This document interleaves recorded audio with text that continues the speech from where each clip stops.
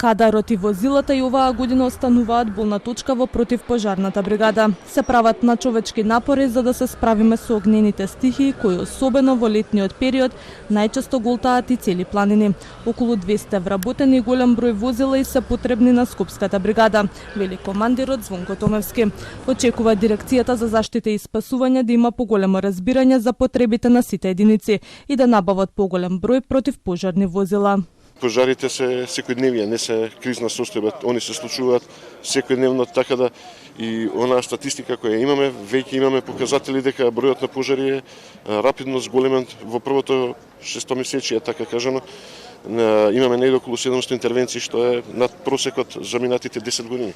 Предходно и Центарот за граѓански комуникација алармираше дека во државата недостасуваат 340 пожарникари.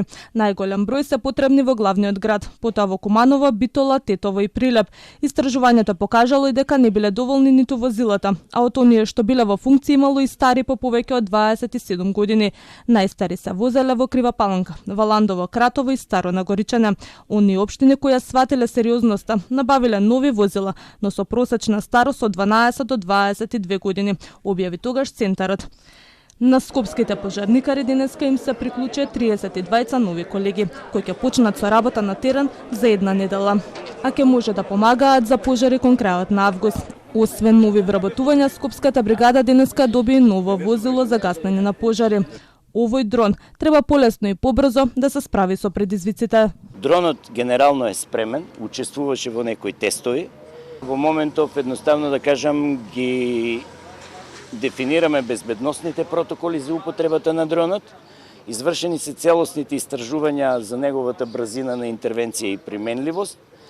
Значи, тоа дополнително можем да го дадам како факти и како податоци кои што стојат на хартија. Така да дронот веруваме дека за не повеќе од 2 недели ќе биде во функција во бригадата.